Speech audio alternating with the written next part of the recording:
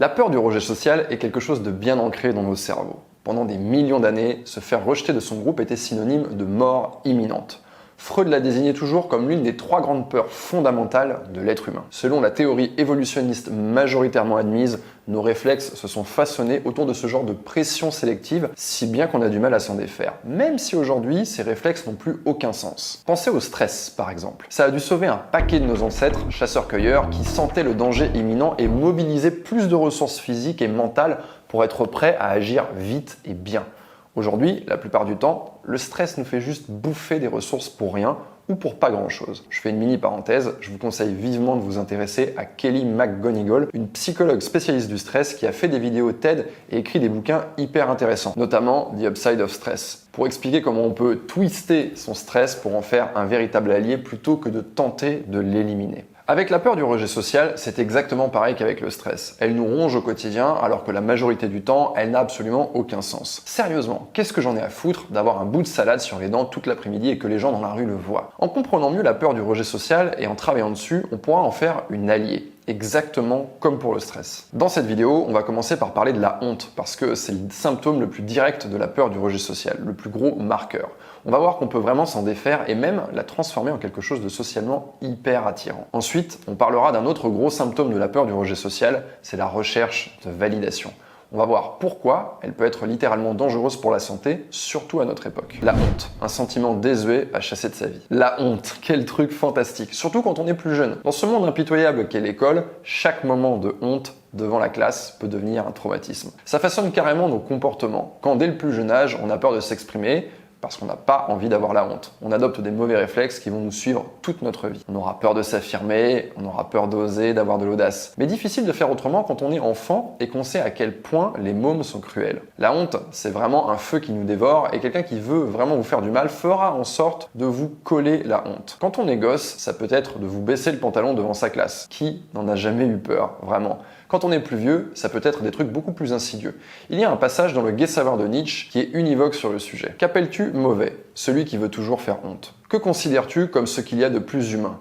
Épargner la honte à quelqu'un. Et oui, je suis sûr que vous avez déjà épargné la honte à quelqu'un que vous aimez. C'est un réflexe naturel. Mais en vrai, est-ce que la honte a quelque chose de rationnel à nos jours? La plupart du temps, vraiment pas. Et au contraire, elle peut être l'occasion de se valider socialement. Je m'explique. Il existe une arme superbe contre la honte, c'est tout simplement l'autodérision. Les gens qui font preuve d'une bonne autodérision sont presque toujours attirants. Attention, je parle pas d'auto-flagellation. Ça, c'est souvent vulgaire et ça ressemble à de la recherche d'attention ou de victimisation. Je parle bien des gens qui ne se prennent pas trop au sérieux et qui rient d'eux-mêmes. C'est pas génial quelqu'un qui se ramasse la gueule et qui pleure de rire hyper sincèrement, alors qu'une réaction éhontée et énervée va plutôt provoquer du dégoût chez nous. Donc mon conseil en or, travaillez votre auto-dérision. Ne vous prenez pas trop au sérieux. Et ça, c'est un conseil qui a des répercussions à la fois sur vos talents sociaux et sur votre développement personnel. La vie est bien plus cool lorsque vous laissez la honte de côté, que vous riez de vous-même, que vous avez conscience de vos faiblesses. C'est ça, être bien dans sa peau. Avoir intégré qu'on n'est pas parfait, que la vie, ce n'est pas Instagram, que votre image ne se contrôle pas au millimètre.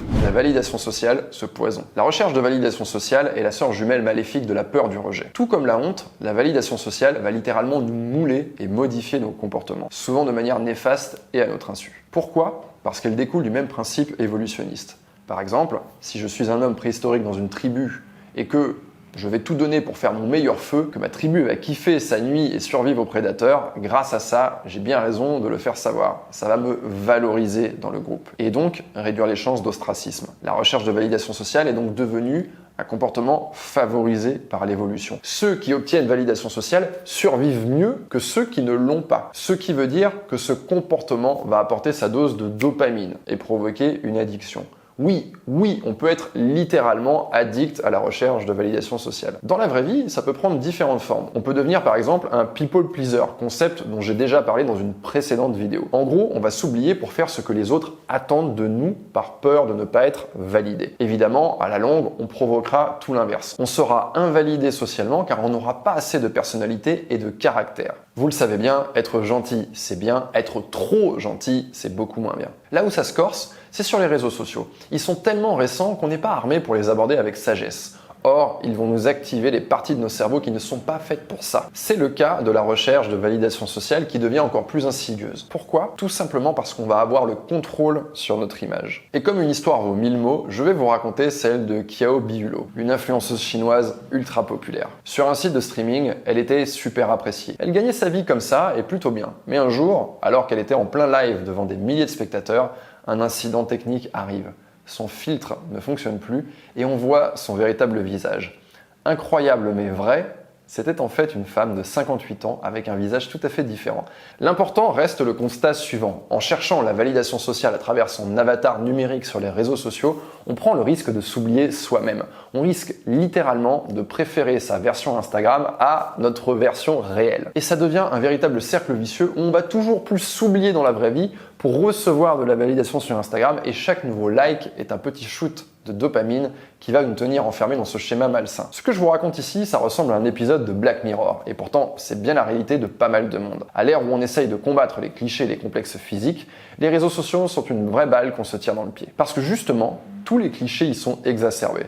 En fait, on devient une pub interactive de nous-mêmes. On est à la fois vendeur et objet vendu. On s'auto-réifie. Alors, entendons-nous bien. Avoir un beau profil Instagram, c'est très cool. Après tout, c'est comme un genre de CV numérique. Vous n'allez montrer que le meilleur de vous et c'est bien normal. Mais se noyer dedans et finir par le préférer à notre version réelle, c'est un véritable putain de danger. Mon conseil ultime, si vous vous reconnaissez dans ce schéma, tout pareil qu'avec la honte, arrêtez de vous prendre trop au sérieux. Optez pour la légèreté, soufflez un coup, méditez. Le monde est beaucoup plus sympa quand on ne traîne pas en permanence le poids de la peur du rejet social. Et en bonus, vous serez d'autant plus attirant. Elle est pas belle la vie ?